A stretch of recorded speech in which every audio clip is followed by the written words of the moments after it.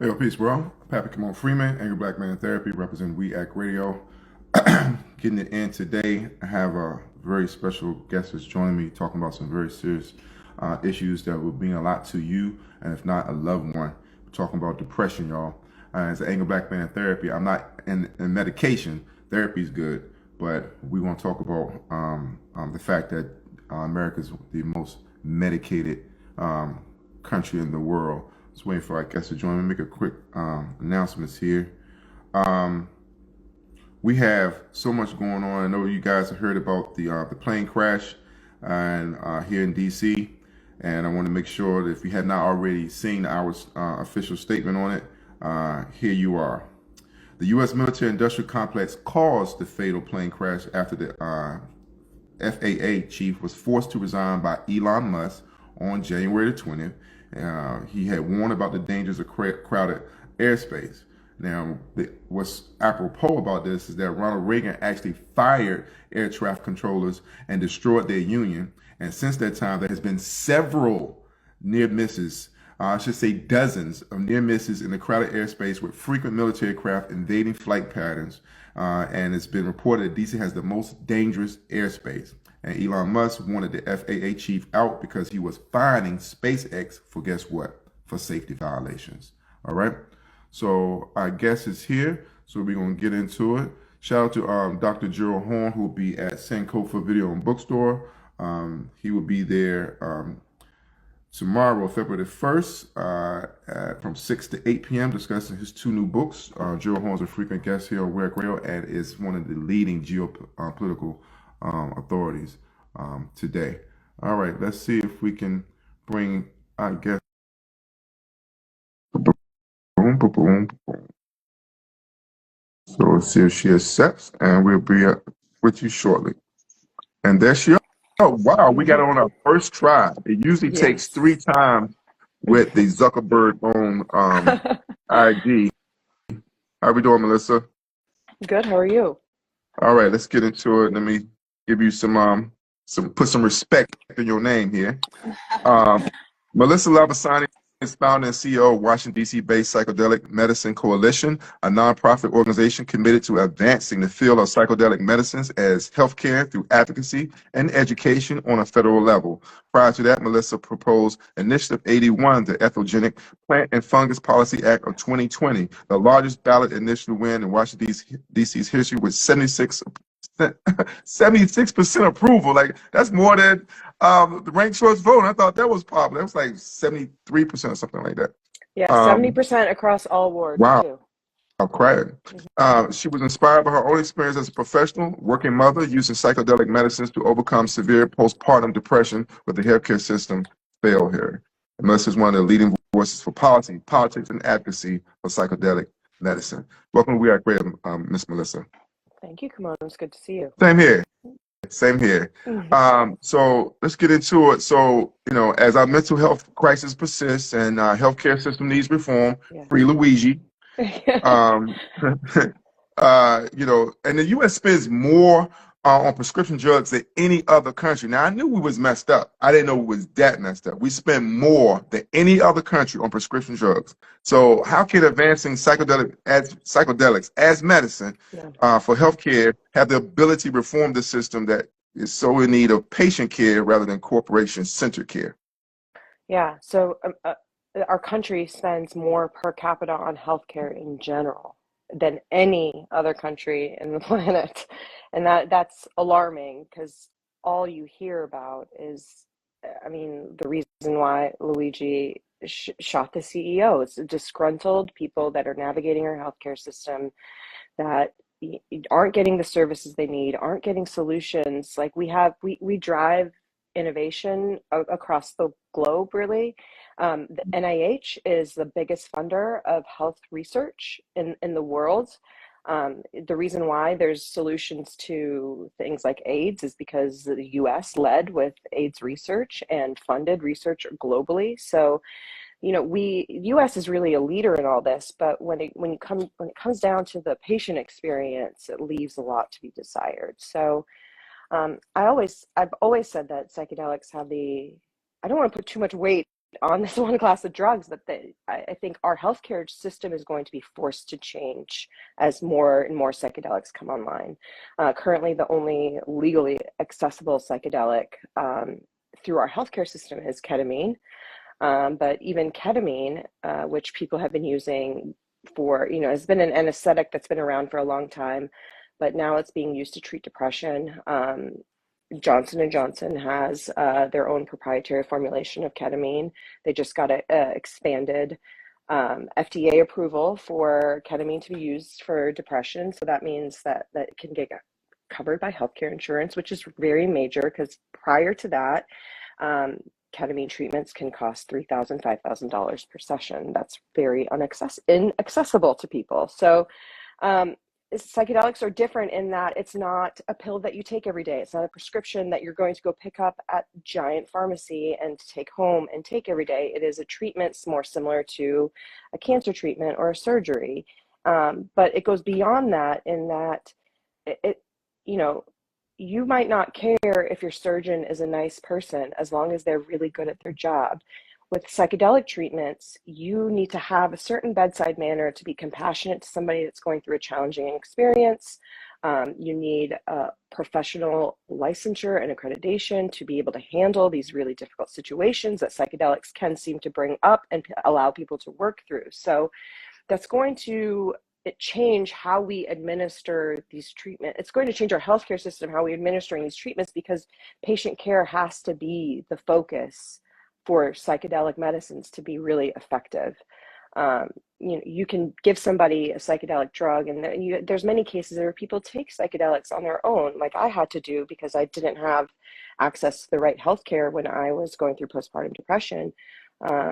And you can take that psychedelic, but if you don't have the right care before and after and during that experience, it can take something that could turn out to be something amazingly positive and turn your life around into something that's really traumatizing on its own and cause more damage to your mental health. So I say it's going to transform healthcare because it's going to force the system to figure out these issues with, having a person by your side for hours on end through an experience, having therapy be more a part of healthcare.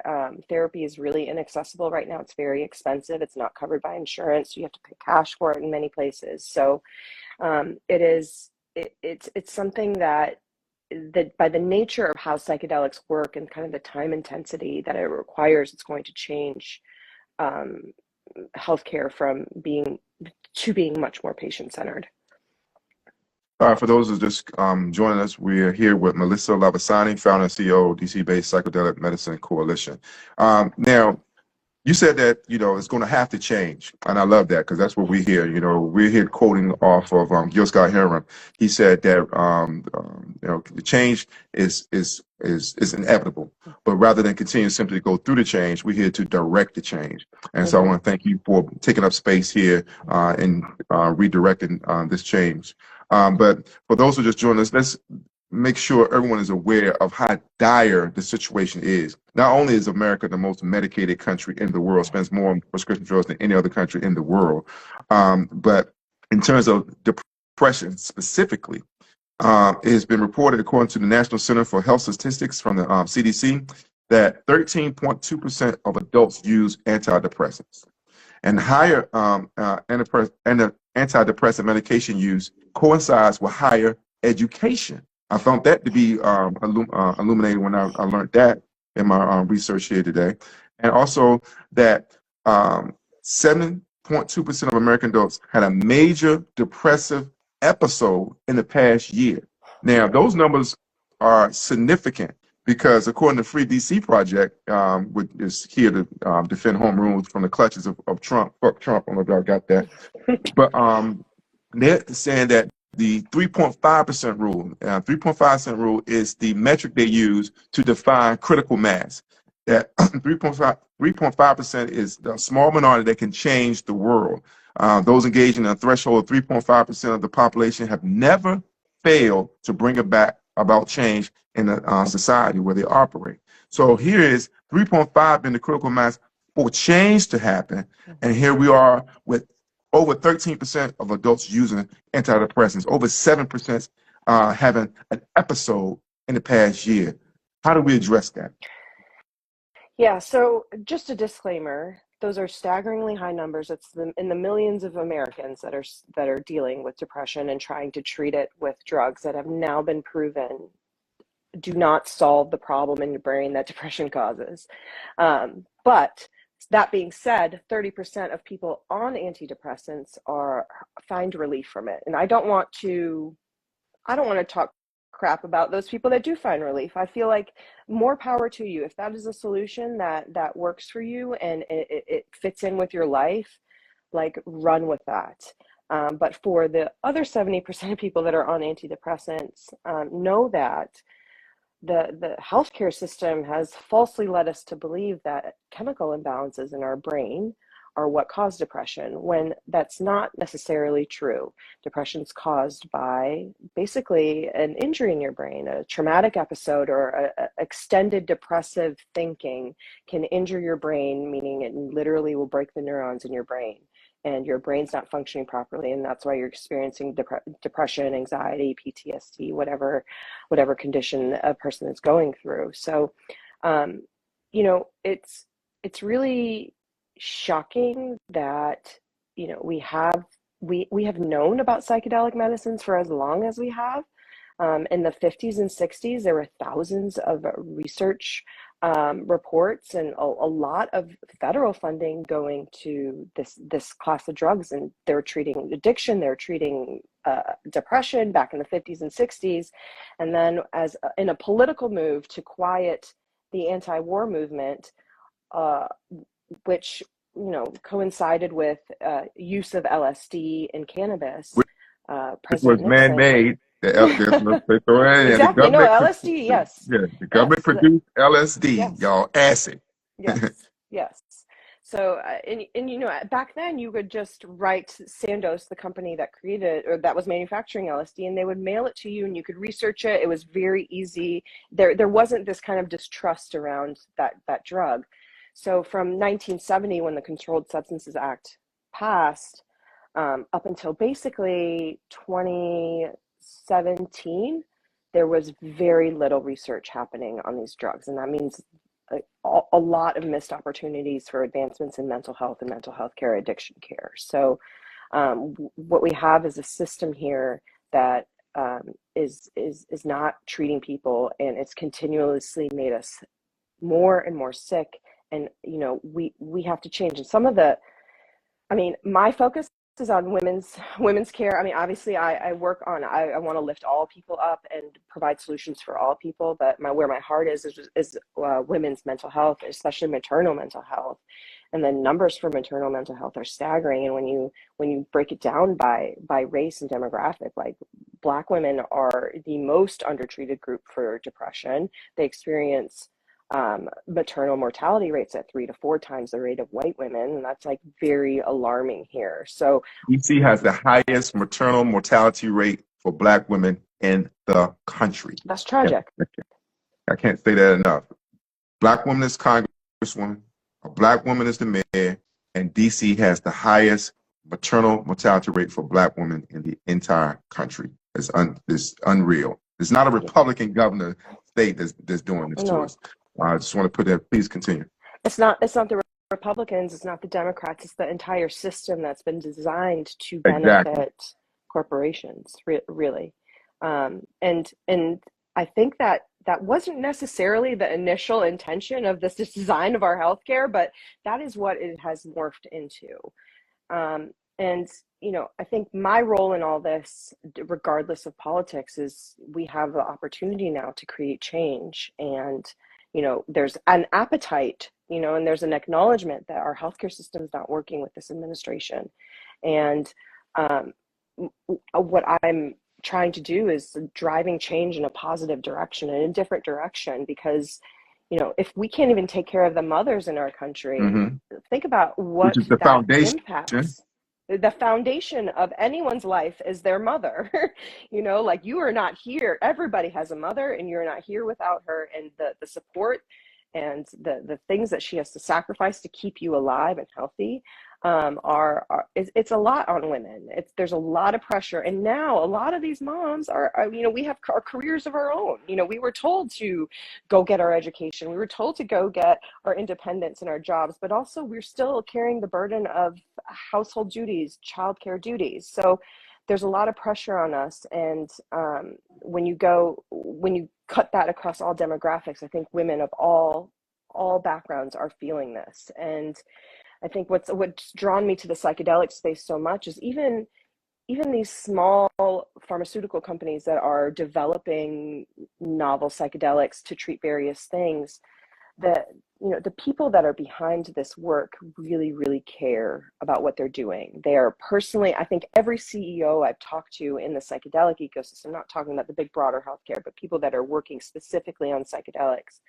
they have all had family members that have battled addiction. They all have mothers that battled depression. They all have their own personal experience with this and are very driven by their own trauma that they went through with mental health and have family members not having solutions to their mental health challenges. So I think they all acknowledge that what's happening with our system's not working, but they also have to operate in the system. They all still have to go through the FDA, through the clinical trial process to get their drugs into healthcare. So it's like we got to make sure that as this movement, the psychedelic movement, grows and grows, that we continue to honor the core of why we're all doing this work, is because we've all been faced with mental health challenges, or we've had close family members that have, and we're all here doing this. I mean, my work in advocacy, I had completely left my career now.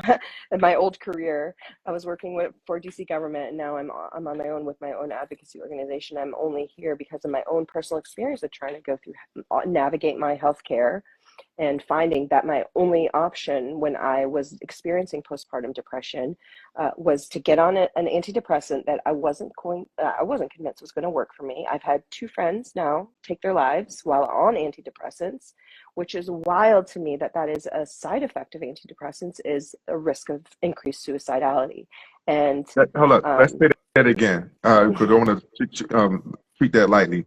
Yeah. You're saying that for many of these antidepressants in the most medicated country in the world, that one of the side effects to address your depression is suicide. Yes, that is a risk, especially when you're coming on and off the drugs. It is a time when, if you don't taper, because this is a story I hear so many times, time and time again, that somebody's depressed, they go to their doctor, they get prescribed an antidepressant. The doctor says, well, we'll try this one, and then you have to wait 6 to 8 weeks for it to really show if it's going to work or not. And at that 6 to 8 week point, if it's not working, you can't just stop taking that medication. You have to slowly taper off, because your brain has to get adjusted to having less and less until it's to zero to get on another one. Is anyone directed to do that? Is anyone informed and educated to that? I mean, if you listen to any of the numerous drug advertisements we get in our country, which we are one of 2 countries in the entire world that allows for drug companies to have advertisements on TV Direct and to radio. consumer marketing for big pharma, yes. Yes. And that was Bill Clinton that made that happen here in America. What do you know the other country offhand? New Zealand. New Zealand. Yes. All right. Yeah, so it's shocking that this is allowed, but when you listen to those commercials, very quietly at the end, in a very quick cadence, they tell you the side effects of this medication could be worsened depression and amongst other things, and increased thoughts of suicide. So after watching a couple of my friends go through this, and having some friends actually take their lives while on antidepressants, I was hell-bent on finding a different solution, and that's how I found psychedelics. And I had to grow my own mushrooms because there were very few clinical trials happening at the time. Obviously, you couldn't get it from a doctor. Hopefully, one day you will be able to get it from a doctor, and there will be care wrapped around that. But until we get there, people are really suffering. Families are suffering. Moms are suffering, but the silver lining in all this is that clinical trials are now like really expanding, because so many people have are seeing opportunities with psychedelics to fix those gaps in our healthcare system, to find solutions to depression, to PTSD, to postpartum depression, especially, as where my heart is, that are minimally invasive, but require a little bit of time. And the results are really staggering. So, there's one company that I've been helping out recently. They're called Reunion Neuroscience. They are taking a drug that's like psilocybin, but the experience is it's very similar to psilocybin, except it's shortened. So that's very helpful for a mother who's battling PPD and doesn't have a lot of time and doesn't have the resources to take time away from her family, and shortens that into a 3 to 4 hour experience. And they're in phase 2 right now. And this is an opportunity and I feel like I'm shouting it from the rooftops for women in DC. Like, this is an opportunity to get in on a trial with a treatment that has already been proven effective, and get in on something and have your voice be represented. That's a way to have women's health represented, is to participate in these trials and make sure that, like, you are a data point in why this should be approved. And it's so critical that we have treatments for women, because many of these psychotropic drugs are, we have Klonopin, which is a drug that's been around forever. It was never studied on women. Turns out it's not the right drugs for our brains. There's some kind of funky interaction with the woman's body and Klonopin. We should not ever take that drug, and that's an anti-anxiety drug that's very commonly prescribed. So if we don't participate in this part of healthcare where they're developing these treatments, and we're not interacting with the science and research community, our needs are never going to be addressed. And I've kind of taken it upon myself to represent that voice in Congress and beyond. But we have, especially for postpartum depression, I've witnessed it myself. Like, the impact it has on your family and your children can be life lasting. Like it can impact who your children become if you're not mentally well. So I really encourage those who are interested in this, and women especially in DC. If you're battling postpartum and you want to get in on this really innovative treatment that hopefully will be approved in the next few years, please reach out to me or go to the websites ppdreconnect.com. See if you qualify. It's one way for us to represent ourselves and hopefully have better and better treatments for us down the road, because historically, people that participate in clinical trials, one angle of this, have been white men, and obviously they can't study a postpartum depression drug on white men, but that's not uncommon. So I think for me, it's kind of showing up in the advocacy world and being that voice for women who are suffering, and for the everyday person who has a job, it's continuously looking for opportunities like that to make sure that we're represented and our issues are being addressed. Right. Now, it's been reported that 10 to 15% of all women suffer from postpartum depression. So what is? Which I think is a very low number. Oh, you think that's a low ball? Okay, because if I say that's even higher than the number of people who are taking antidepressants accordingly, so that means they're going addressed. So could you tell us briefly, like, what did the postpartum depression look like for you? How did you navigate that? And how did just your experience, if you can share what you're willing to share. Yeah, I never before, in 2017 is when I had my second child, and I had my worst postpartum depression. I'd never had a serious mental health issue in my entire life. And at first I didn't really understand what I was going through. And I was told it was baby blues, and it was very common. And, oh, here's a prescription. They call it baby blues. Yes. That's a real scientific term. They're like, I think around the 2-week point, there's like a sudden hormonal drop that women experience. And it is shocking to the system. You do have baby blues, but that notion of baby blues eventually passes. It's a temporary feeling, but for Hmm. some women like me, it didn't pass, and my life like spiraled out of control. I was extremely detached from my children, from my husband, from my life, just completely stopped talking to a lot of my family and friends. Very isolated. Sometimes moments of despair, moments that I felt very disconnected from myself. It was almost like a feeling of like an out of body experience where I was just kind of like watching myself go through the motions of life. And it was this moment in my life where I was like, oh, I guess this is what motherhood is like, and this is what my life is going to be like, and this wasn't what I envisioned, and maybe I made a mistake having children. Um, but it wasn't that. It was just my depression telling me, you made a mistake, you're a terrible person, you're a bad mother.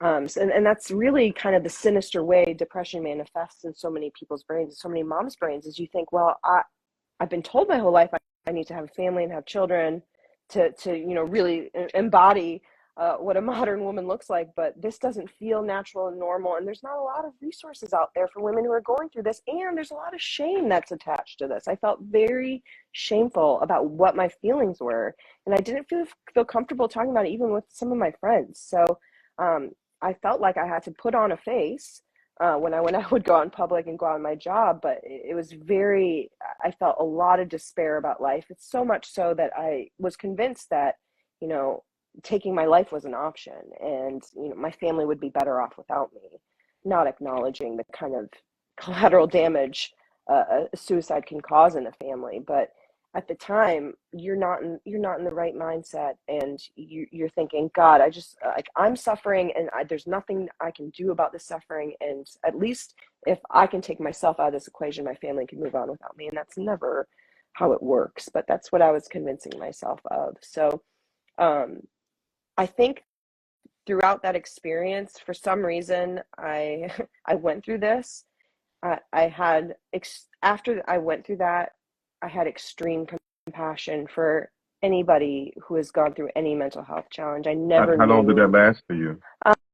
um, until I started with psychedelic medicines. It was about, my son was like 2.5 years old. So um, I started with microdosing psilocybin mushrooms. I was very uncomfortable having a very big experience with psychedelics. I've never tried them before in my life prior to this experience. It was not something I used recreationally. Um, I started with microdosing, and on day 3 of microdosing, I sat on the floor and I played with my son for the first time.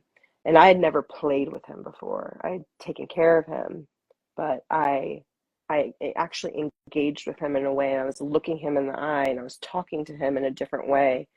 And I knew at that moment that these were very powerful drugs. And why are they classified as the most dangerous drugs on the planet when I felt and I watched and witnessed my own healing, and that was without any pharmaceuticals. So um, it's shocking to me that this information has been suppressed for this long. But you know what? We're here now and we're at a point where I do finally feel like the American government is ready to kind of step up.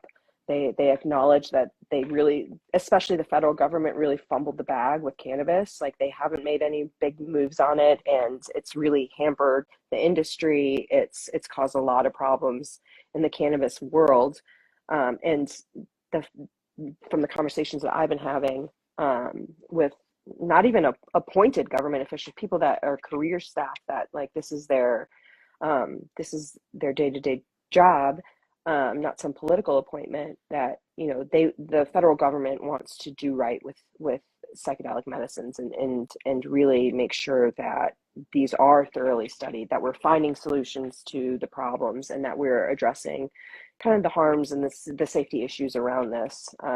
It's a very complicated issue, and it's going to take a little bit of time, but we do have many signals that there's going to be improvements in mental health care with psychedelics soon. I really want to thank you for being willing to share your personal story, because oftentimes, I tell people as a writer that everyone has a story to tell, But oftentimes it's the one story they don't want to talk about, they don't want anyone to know about, Yeah. but that's the story that everyone wants to hear. Their Yes. talent as a writer is how many more stories they can come up with, Yeah. but everyone has women, and I want to thank you and honor the fact that you're willing to tell yours and do something to use it as an agent of change. So that, I Mm, mean, that's another level of bravery, and salute to you for that. And I'm sorry to hear what you went through, and I'm proud of you for coming out of it. thank you. And it made me think while you was talking that, whenever you hear those stories of someone, the mother abandoning them, it gave me a new point of view on that. Hmm. They could have been dealing with this. Oh yeah. You Oh know, yeah. I mean, you hear about people that have children and just like get divorced very soon after they have children, and I can't help but wonder, like, was there a mental health issue that was just unaddressed? Mhm. This is a huge life change, and there are countries really not like loving and compassionate about towards mothers in the way that some other countries are.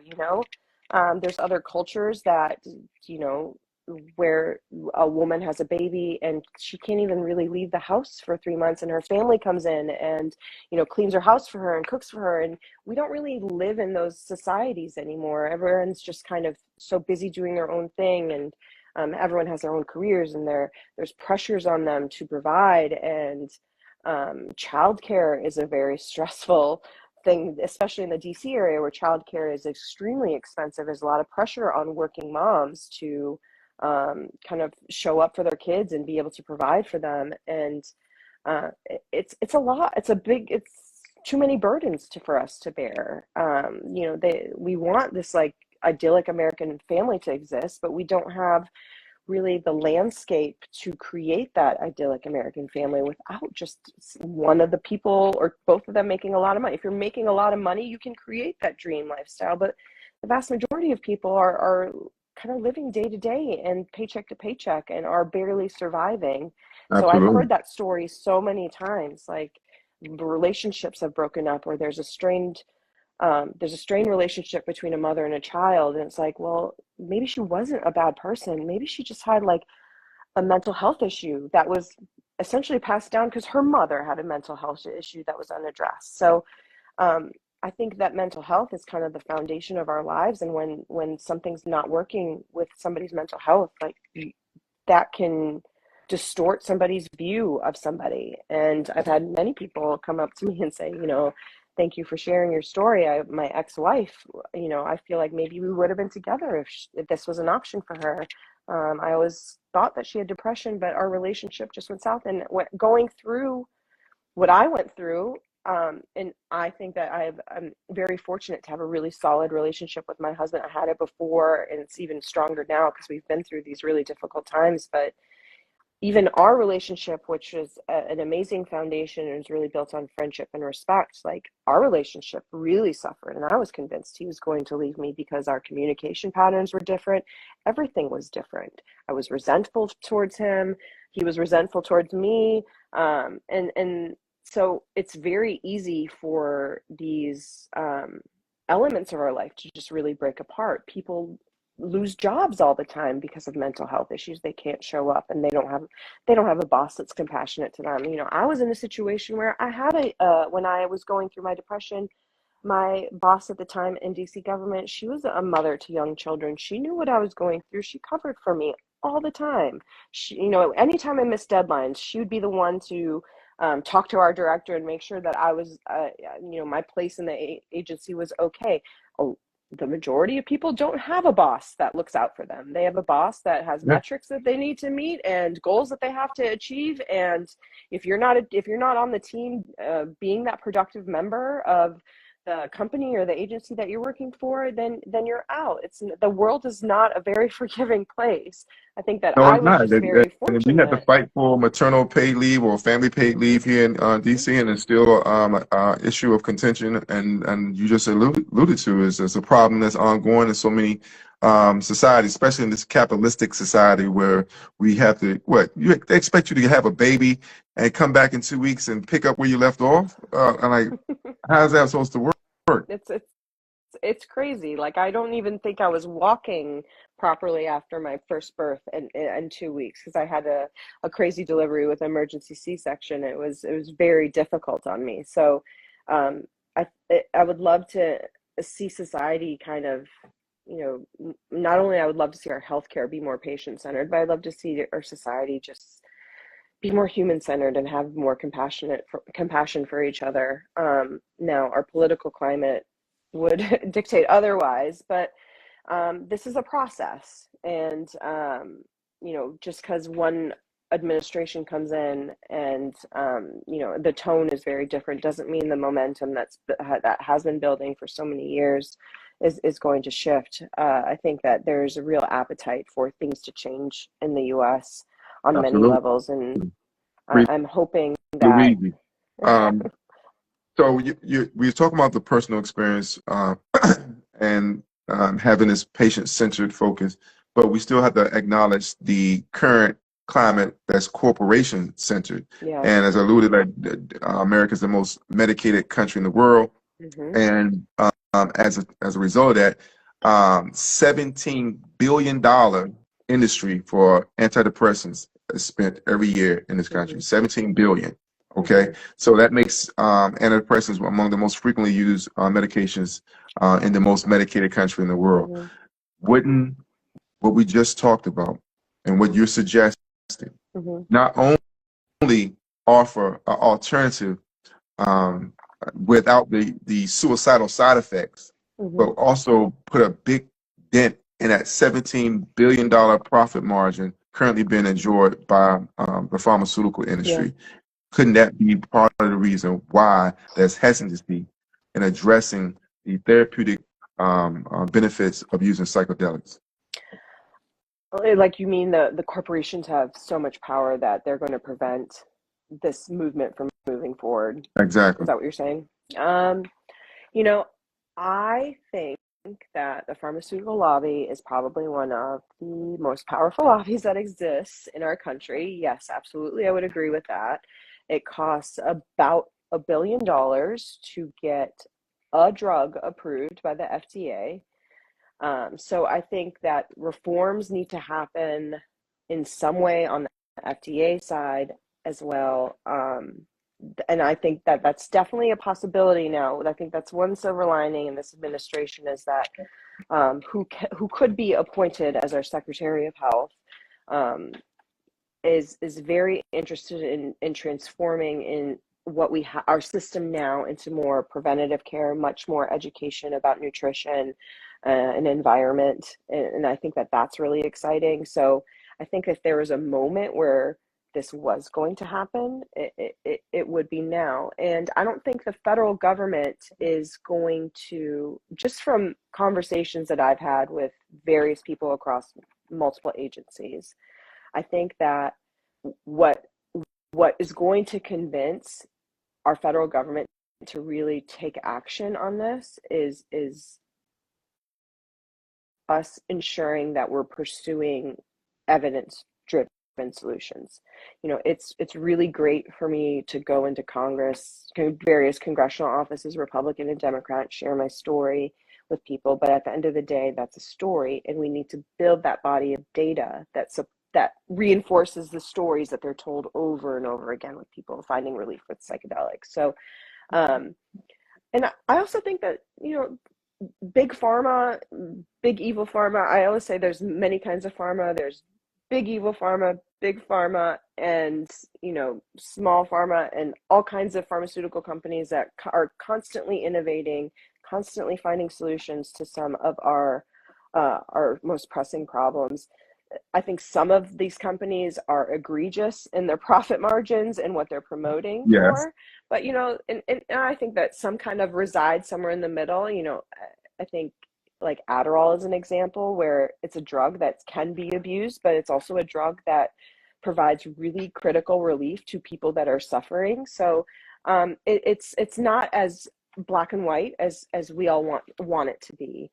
But I think that when you have NIH funding studies on psychedelics, when you have the DoD funding studies on psychedelics, when you have the VA funding studies on psychedelics, that is a very big signal that there's curiosity there and they're trying to find answers to solutions. And it's not scientific at all, but like I know that once this data starts coming out in real time, and what has already come out since the research has been revitalized, it has been extremely promising. We're talking about a smoking cessation study that Johns Hopkins up in Baltimore was doing. After the study, I think it was about 2 doses of psilocybin, 80% of the participants said they just stopped smoking. They had no interest in it anymore. Their addiction was broken. They checked back in 5 years later, and like I think 60% were still not smoking. And that Yeah, is, Adam Ettinger, a mutual friend of ours, was his experience. He yeah, stopped smoking as a result of his use of a microdosing on psychedelics. yeah, Mushrooms was specifically. yeah. And that's very notable. Our federal government is just not going to change federal policy on stories like this. So they're going to change it when there's a critical mass of data that is overwhelmingly saying, this is a very real solution that we need to put in place. I think traditional smoking cessation success rates are in the single digits. I have a father that still smokes and has tried every single method to try and quit smoking, and it's probably one of the toughest addictions to overcome. But when you have numbers of like 60 to 80% of people that are finding relief, like it's so overwhelmingly uh, positive that even our federal government, which you could argue can be bought and sold, they have to pay attention to it. And I think pharmaceutical companies are going to want, there's it's not going to be some magic shift that when psychedelics get approved, that everyone that's on antidepressants or battling other, anxiety, anti-anxiety drugs. Like, I don't think it's going to automatically, all these people are going to switch. I think these drug companies are going to make money anyway. They're making so much money, it's absurd, and our brains can't even really fathom how much they're making.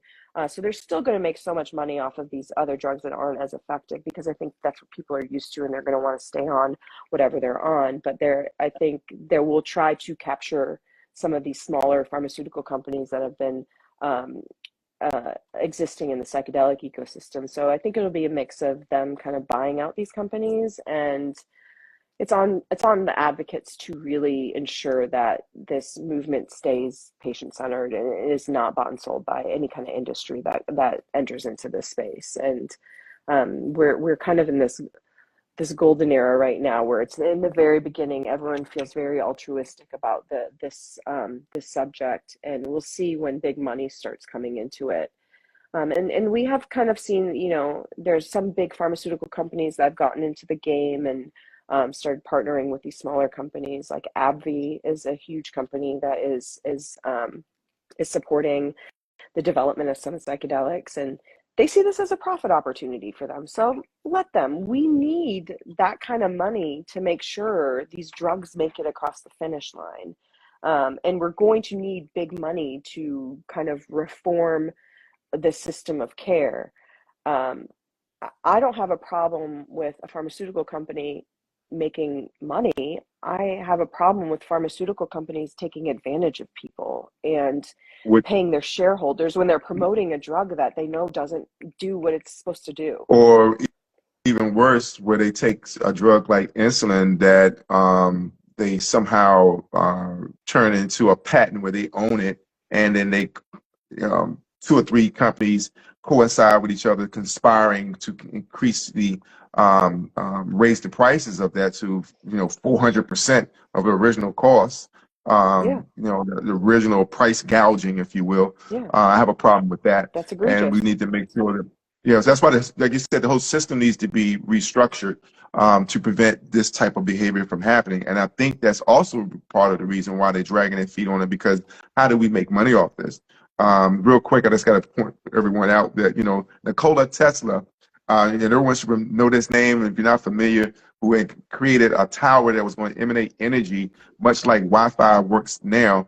But when they found out they could not commodify it, they destroyed it and tried to write them out of history. So Hmm. that is how our capitalistic system works, and Hmm. it's also how healthcare. works or doesn't work. Free Luigi. All right.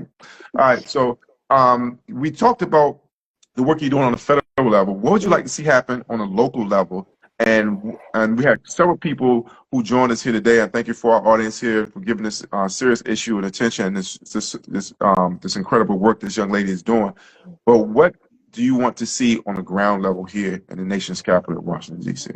The ground level is so tough because we're not a state. So it's, other states are passing um, different kinds of measures to create adult access, and there's different services wrapped around that. And DC can't do any of that because, especially with the Republican Congress, the Republicans aren't too keen on giving DC their way on many issues, and certainly not going to give us our way on the issue of psychedelics.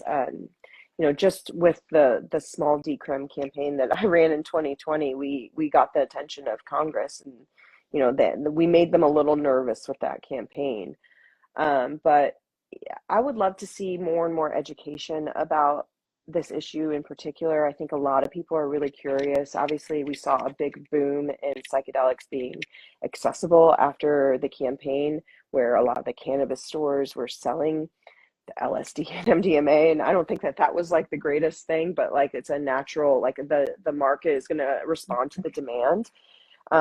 So I don't think you can legislate people's behavior. People are going to try this and experiment on their own. Like, we need to provide that public education. We need to provide the harm reduction and like those safeguards around this. I think that is extremely important. I would love to see DC fund their own research on DC residents and like tackle issues that DC residents are dealing with day in and day out. And I would love to see some research on the different demographics of people that exist in the city, and how psychedelics can improve their lives. I think when statehood can really get some legs and really can happen, the world will open up for us as far as this goes.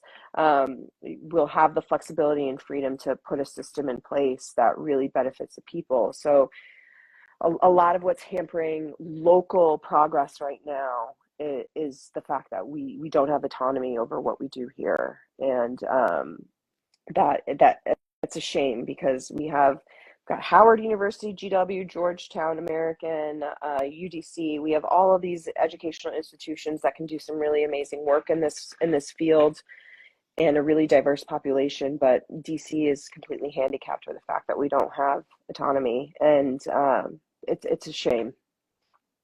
All right. Well, Melissa Lavasani, founder and CEO of DC Psychedelic Medicine Coalition, a nonprofit here in Washington, D.C. Now, we're closing out, but the fact that Initiative 81, the Entheogenic plant and fungus policy of 2020, the largest ballot initiative win in DC's history with 76%. Where are we on that initiative, and where do we go from here? Yes. So in the conversations I had with MPD after Initiative 81 passed, was they were cool with it. They were like, you know what, we're not looking to arrest people that are microdosing or experimenting with psychedelic mushrooms. I think that what's happened is a psychedelic resurgence in our nation's capital. It's a lot of people are very curious about what psychedelics do and what the what's happening in our brain. And I love that we have such a diverse, educated population of people here that are really into this really niche subject matter.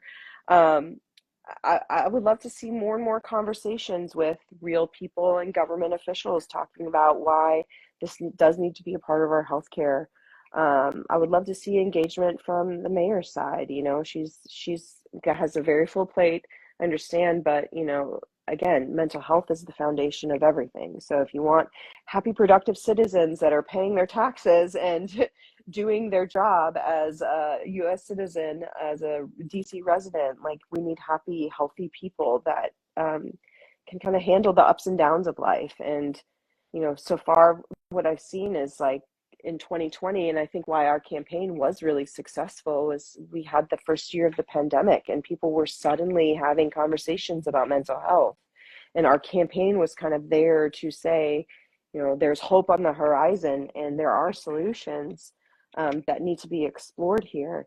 But, and I, I think that I would love to see more and more engagement with these kind of subgroups of people, like mothers in Washington, D.C., kind of really engaging in conversations around psychedelics and healthcare, and really what kind of support they need in this process. That's why, my work in women's health especially is really important to me and dear to me, because I think that's a population of people where if you invest just a little bit of energy and effort into maternal health care, you get the most bang for your buck. A healthy, balanced mom is a healthy, balanced children, is healthy, balanced husband. There's a lot of other factors that go into that, but having a healthy, balanced mom as the hub for the family, it can really have ripple effects in society. So, I would love to see more progress with just like the dialogues that are happening, because that's going to trickle into our policy, and really more engagement with our government on this issue is going to turn to hopefully more funding for women's research, hopefully better solutions for women's issues. That's why I love this, that there's a clinical trial right now for postpartum. Like, that is so amazing to me. Like, that was my issue that, got me into this world. And now they're That using includes more than just something. white men. Yeah, no white men are allowed in the postpartum study. You have to be a woman. You have to have had a child. You have to have been feeling these symptoms of depression. You have to. They need to find women that are in this space. So I'm gonna plug for all you women out there that are listening to this. If you know anyone that's had a baby and is struggling, please reach out to me. My website is psychedelicmedicinecoalition.org. My email, it's very simple, melissa@psychedelicmedicinecoalition.org. If you know of a mother, or you are a mother that is struggling and needs help, please reach out to me. I have resources that I can connect you to. Do not suffer in silence. Do not suffer alone, and don't think that you're a bad mom because you don't have it all together, because none of us have it all together, even the ones that make it seem like they have it all together. We're all figuring out how to operate in this world, because none of us have been raised in the world that we're in now, right? Like, I never envisioned this crazy society that we're in, and I'd raised children in it. So we're all figuring it out. We're all on the same team, and I'm here to help out. So please reach out to me if you're suffering. Yes. Normal is a person you don't know that well. Ms. Melissa, please give their website out again. We will include that in the link when this video posted, but for our listening audience, could you repeat that website again? It's psychedelicmedicinecoalition.org. I'm on Instagram, Melissa Lava. If you want to DM me there, if that's easier for you. But I'm an open book. I've obviously shared my story with DC and the world at this point. And thank you for sharing that story. Shame. Yeah, I felt like I went through that experience to share it with the world, so that we can improve how we treat things like this. I would have never known that postpartum was what it was. I never would have thought I would have ever experienced suicidal ideation. I never thought I'd never want to be on this planet with my two beautiful, healthy children, my wonderful husband, like that. I overcame something that was such an enormous monster that I feel like so many women haven't escaped from, and kind of live their lives miserable or do something drastic and dire to get themselves out of that situation. I don't think any woman should have to go through that. Well, as we are in a healthcare crisis, a mental health crisis, and obviously with the number of people on antidepressants in America, we are in a depression crisis. And I wanted to sign off on a good foot. Milton Friedman, who's no friend of the progressive community, but even a broke clock is right 2 times a day. He had this to say about crisis, and I think it's apropos. He said, only a crisis, actual or perceived, produces real change. When that crisis occurs, the actions that are taken depend on the ideas that are laying around. That, I believe, is our basic function, to develop alternatives to existing policies to keep them alive and available until the politically impossible becomes the politically inevitable. All right. Melissa Lavasani, thank you for joining us. You're CEO of Psychedelic Medicine Coalition, and most importantly, a postpartum depression survivor. Anything else you want to say before we go? Thank you for having me, Kimon. It's been, I mean, the last time I was on your show was 2020, so I appreciate you giving me this platform to talk about this issue that I care so much about. Again, I need to reiterate, if you're a woman out there suffering, please reach out to me. Find me on social media. Find me on my website, Psychedelic Medicine Coalition. Do not suffer in silence. There are options out there for you, and there's no shame in asking for help. There's no judgment shame there. in asking for help. Yeah, And, everyone goes through it at some point. So, and last question, I was stating the reported statistics of 15% of postpartum depression being reported. You said it was a low ball. What's your number? Man, I would say it's closer to 30%. Closer to 30%. Just from the amount of women I hear from that are going through it. I think that some women are just better at acknowledging what they're going through, and some just think, well, this is who I am now, and this is what my life is. And I mean, I was definitely at that point at some period of time too. So everyone deserves to have a happy, healthy life, and we just got to do better for ourselves, and the government has to do better for us. DC has the highest maternal mortality rate in the nation, and you heard it from this authority right here that up to 30% of them also suffering from postpartum depression. We have to do better. Thank you for the work you're doing, and let's make sure that we get everyone who is affected by this to do something. Yes. Yes. Thank you, Kimon. All right, this is Kimon Freeman, We Act Radio. Looking forward to continuing this work and supporting this work. Please share this information with a friend or a loved one so we can actually do something to change something. All right? Yes. Peace and blessings. Thank you. Bye. One love.